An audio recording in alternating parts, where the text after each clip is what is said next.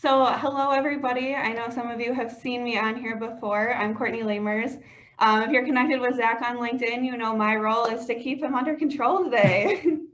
If you're not connected with him, feel free to connect with him and Valerie as well after this. They have a lot of great information to share. But I'm excited to introduce our two MRA experts today. We have Zach Day and Valerie Gruby with us. So Zach Day is our Director of Surveys, Custom Research, and Analytics. Yeah, thank you for having me. I'm excited to be here and to talk with everybody. Excited to share some interesting results. Absolutely. And we have Valerie kind of from the recruiting and retention side. So the proactive and reactive side of turnover. And she also oversees our background investigations as well. So excited to hear her perspective today. Very good. Thanks for having me. Happy to be here to share some information. Absolutely. So, the reason we're here today is because our turnover survey was just published. So all of the great data we have, I did drop the link to download that in the comments. So make sure you do so. We had over 625 member organizations participate, which is awesome. It did cover all 4 states of our membership, so really covers our whole marketplace. So really exciting to see. We also have the new report design. Zach, I don't know if you want to touch on that at all. Brittany did a great job. It looks great, really easy to read, really exciting. So hopefully you guys like that as well. Yeah, it's something that we are very excited about of making not only our data attractive, but also give you an experience for when you're reading the reports and the publication that we supply, that you're getting good information, you're getting valuable information, but it's also appealing to you as well. So we put a lot of time and effort into that. So I would appreciate any kind of feedback that you have about it, because we definitely want to make sure that it is attractive to you. Absolutely. Well, turnover obviously is a very important topic, and trends do change. So I'm excited to hear what you guys have to say. And Zach, I know you've been looking at this information for quite a while now. So I would just like to kind of start and get your thoughts on, what fascinates you about the results this year. Well, a lot. I'll just say right there, a lot really fascinates about this. Anytime we have a cultural challenge and change, like the pandemic has caused, it's always going to produce interesting results to it. And I think, prior to this study and prior to the pandemic, we saw an increasing turnover percentage. It kept on creeping higher and higher. What we called the war on talent is just the difficulties and the strategies going into attracting, hiring, and retaining employees, and it became very difficult. You would expect that with a COVID pandemic and the massive change that it had in our environment in 2020, that turnover percentage would skyrocket up. We actually saw the exact opposite. We saw the turnover percentage reduce and recess back to a 2017 close mark of 21.2%, which is truly kind of unexpected from my point of view. I thought it'd be much higher given the common language around what COVID has been doing to businesses, but it did recess a little bit. And I think more than anything, it was just a reality and very logical assumption that in a year of massive change and kind of uncertainty, people took a very conservative approach to how they're looking at their employments, but also how organizations were looking at employees and how they handle certain situations. I think more than anything, this was kind of just a pause for a lot of organizations in terms of how they're approaching their staffing, but also from employees, how they're how they are moving on with their career. So it's interesting to see that result did happen. Now becomes the question of what is the impact from that understanding. Now that we see that 2020 was a pause and we kind of had a regression to the last 5 years of growth in terms of turnover, does that make 2021 very prime for more turnover? Which I think that there's a strong possibility that it could be. It could be that turnover that should have happened or was planning on happening in 2020 was delayed till this year. Plus your normal turnover that happens in a given year is going to cause a stronger turnover percentage in 2021 and 2022. So the war on talent is not going to go anywhere. We still are going to see that. We're still going to see, and that's a part of the study too, that veteran employees were increasing their turnover still. So you can see that there's still a high demand for talent out there. I just think that with the impact of the pause and the conservative approach in 2020, we'll see more results in 2021 and 2022. That's a good segue, Valerie. You and I were just talking this morning about the trends that you saw from the recruiting side in 2020 and how things have just changed in 2021. If you want to touch on that at all. Sure. So we've been talking a lot with different companies about, the war on talent and the challenges that existed before COVID with finding people and having a supply and demand challenge, if you will, and how COVID hit. And it's pretty much like it's so volatile that it's every possible talent market scenario is happening at this exact moment. So to navigate it, you have to be really agile, and planning is even more challenging than it ever has been before. So we're really talking a lot with companies about those kind of what if conversations, like what if this person leaves, even though there's no reason to think that person might even be looking, having those really open conversations and having them often is even more important now, because lives are lives are changing constantly, but people are also changing their minds constantly, which is another thing that we've been seeing a lot more of with people, pre-pandemic, maybe if they were frustrated or thinking even a little bit about looking for a new job, the pandemic hit and people were concerned, unsure, had to hit pause maybe in their own personal changes. But then as things started to, I open up, I don't like the word normalize, but as things started to evolve more and people felt a little more settled, or like things were going in a positive direction, they got more confident and more comfortable in looking for those new opportunities. And it's just, frankly, it's wreaked havoc on a lot of companies. And it doesn't matter what industry you're in, you could have had a lot of challenges as a result of COVID hitting and had to furlough or lay people off, or you could have been on the other end where you had a huge spike in business. Either way, you were running through a lot of scenarios that were really challenging, period, with your people. And then on top of it, dealing with the pandemic and all of the unknowns of that. So it's a really interesting market right now, for sure. Yeah, and to that point. Oh, sorry, go ahead, Zach. Yeah, I think Valerie, you brought up a good point of we see in the data itself that there was some reaction to conservatism to the change, but also the direct impact of how volatile and how much that is an emotional effect to it. Sorry to selfless shaming plug for my own additional research. I wrote an article about the kind of the loss of the anecdotal evidence around just employee engagement and satisfaction from the distance and being remote, and how much that is going to really affect. So, engagement and satisfaction of employees and being able to look at that from a distance, viewpoint, I think is something that we're having more conversations about, internally, and I'm happy to have those conversations with any members as well. Of how do we get that information that you would have gotten in passing the hallway or at the water cooler. That's a very old term, but at the water cooler, maybe coffee pot these days. But now that it's so deliberate in how you have to ask, specifically your employees, what's going on? How are you satisfied? How are you, affecting and seeing the change that is coming through the pandemic? It's affecting every business in that regard. People are going to be affected by this. And frankly, that's a concern of every organization. How are their employees going to handle it? I think that directly ties into what we're going to see in the results of turnover in 2021 and 2022. I do just want to welcome a few other people that have joined us. We're here with Zach Day from Surveys and Analytics, and then Valerie Gruby from the Recruiting and Retention side. So if you guys do have any questions at any point, feel free to comment those. We are monitoring that and would be happy to answer any questions. But since we are on the topic of the pandemic, I do want to stay on that for a second. It's still on everyone's mind, obviously. So Zach, from the turnover survey, what other effects did you see the pandemic having on the results that we found from the survey? Yeah, so I think the surprise was to see that turnover drop, but COVID still had its effect. It still was prevalent. Of the listed responses as the reason for turnover, 20% of them were due to COVID layoffs. So a significant percentage, but not as high as what we thought it was going to be. I think Valerie mentioned it previously. It affected every single industry and every single business differently. And I think we haven't seen the full results of how it's going to really shake out.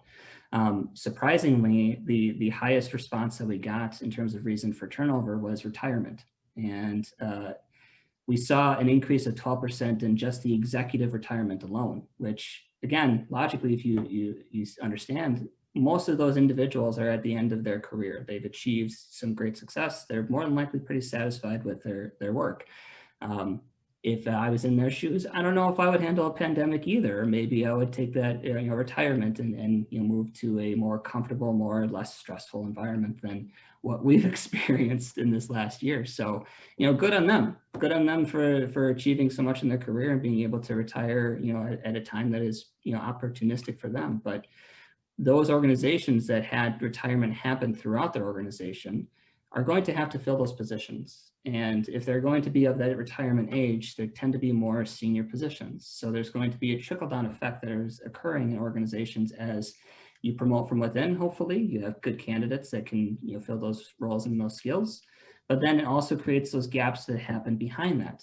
So I think COVID is very much, we still are in the thick of it. We still are, currently experiencing the pandemic. It was, I think about a year ago, we had that eerie day when everything was shut down, sports, government, businesses. So we're coming up on just the year anniversary of that. So we're still in the thick of it where we don't see really the full results of it. But even though, turnover percentage did drop, we still see the effects of what it did to businesses, even though if it wasn't coded specifically as COVID impact and COVID layoffs. So I think this is going to be a long lasting effect. I'm not, breaking any news by that. We're going to have a long drawn out process of what is going to be the results of COVID. But I think as organizations now understand what it has been impact, for the last year, it's going to cause more challenges, more struggle as the continued turnover happens and more planning needs to take place. Zach, you touched on, the retirement and how that has been a higher number than in the past. Valerie, maybe you can touch on, promoting from within and how that can be part of a retention strategy or any other retention strategies that you've seen employers take since the pandemic. Sure. Yeah, I was just talking to a group this morning, and one of the questions I got was whether or not we're seeing more of what you would refer to, Zach, with people requesting to be laid off or furloughed if possible, or a new, group of early retirements. And it's, if I'm going to use pandemic language, it's sort of the second wave, if you will, of that happening, because people were making those decisions during the time that they didn't really know for sure what was going to happen. And not that we know right now, but it's sort of a second time around where people are just, like Zach said, we're at about a year and people are exhausted. They either have, as a result of already furloughed groups or laid off groups, they're taking on more work or different work that, maybe wasn't what they signed up for. And after a year of pedal to the metal to help support what you can, it's making people have that second thought again of, is this really what I want to do? Are there other things that I could be doing or should be doing that would be, better use of my time in my life? There's a lot of reflection going on in this last year, I guess you could say. So what we're talking a lot about with our members from a retention perspective is both retention as part of overall organization development, right? Because change management has taken on a totally different definition than what it had before. Previously change management was sort of viewed as well, we have a new leader, or we've been acquired, or, there's kind of a calculated move that happens that, you're going to have to manage some different change around. But now change management could just be taken out and you can put general agility in there, because you don't know. I personally on my team have experienced this. I have people who have had things that have come up as a result of life in general. I've had people who have had things come up as a result of COVID, and we've of course had the blend of the two, and then any other scenario you can possibly imagine. And it's certainly not easy to manage, but one of the things that works really well for me is having a lot of those ongoing conversations and being really well connected with my team in a way that they individually want to be connected. Everyone doesn't want to share all of their information, but helping them and really I guess, meeting them where they are, to use another coined phrase, has been very important in helping my team be agile. It takes a lot of extra energy in many cases, because you really are reaching out to a lot of people and really staying connected. But that's been a huge help in understanding what do they need right now, and what can we do to be flexible to help that, so that they don't have to leave the organization, or so they don't feel like they're being supported, because that at the end of the day is the key, is making sure they feel supported and like you're doing what you can. And if you can't, just frankly being really upfront about that and talking through what does that mean. Awesome. So kind of wrapping it all up, what does this mean for employers, and what advice do you have for them? I'll open that up to both of you. Do you want to start, Zach, or you want me to? Sure, I can start. First and foremost, hang in there. It is going to continue to be a unpredictable environment for the next couple months and probably next couple years. I think a lot of what we're seeing in terms of these results, albeit some surprising, there's logic to it. There is a good understanding of what your gut feel is to your business that is starting to see and come out in the results here. So advice to organizations, one, lean on MRA. We're here to help you first and foremost. But secondly, understand that there is going to be still continued effects and still continued changes. Even if, the pandemic title, is finally released and it is declared over, you're still going to see the results of what this entire year has been to businesses. Like we've said, some have really thrived, which pose their own challenges as a result. Some have very much struggled to survive, which poses its own challenges. It's going to still continue to be changed. The matter of fact is, using logic and using understanding and using information that is available to you to make good, sound business decisions. We do have a question that I want to throw out to both of you. Coming out of COVID, what are employees or prospective employees valuing most in finding or staying with a job? Is it pay? Is it benefits? Is it culture? I would say just in general as an employee, what are you guys seeing? But also at the hourly worker level of a business. All of that. But I'll let Zach give a more pointed, statistically driven answer before I interject. Of course. Well, I'll frame it in this way. So this another interesting piece of evidence that came from the study is that we saw that new hires, so within 1 year of employment, turnover decreased significantly than it had in the previous years and continues. We saw the downturn 2 or 3 years ago, and it kind of did drop off this past year. Now, obviously, COVID had to have effect on that, but I think previous to that, we're still seeing that get going down. And in our publication and talking with some of our experts here at the organization, I think that has to go with some of the emphasis and the things that a lot of organizations were talking about: having solid onboarding plans, producing an environment that people can grow, that they have investment and they see the future of what they're trying to achieve, and there's promotional growth within their career. There is a direction to it. So it's interesting to see that that group was affected pretty substantially. And then the reverse of it is that the more experienced employees, the 5+ years, had increased turnover. So there seems to be that at the beginning of employment, there's a good job of onboarding and attention to saying, here is your path, here is your success, I'm invested in you, I'm going to make sure that you are successful in your role. Maybe now it needs to be a turn towards those more veteran employees that you want to retain to have the same type of attitude, to have the same spirit and the same vigor as you would for an onboarding process, to make sure that they're continuing to see their investment in their organization. Yeah, we're seeing a lot of, and it varies based on the type of role. And I know the question was about hourly, but across the board, we are seeing DEI be much more of an interest when people are interviewing. They're asking specifically, what is the organization doing? What is important to them? Do they offer options if I want to be involved in it? Transparent communication comes up a lot.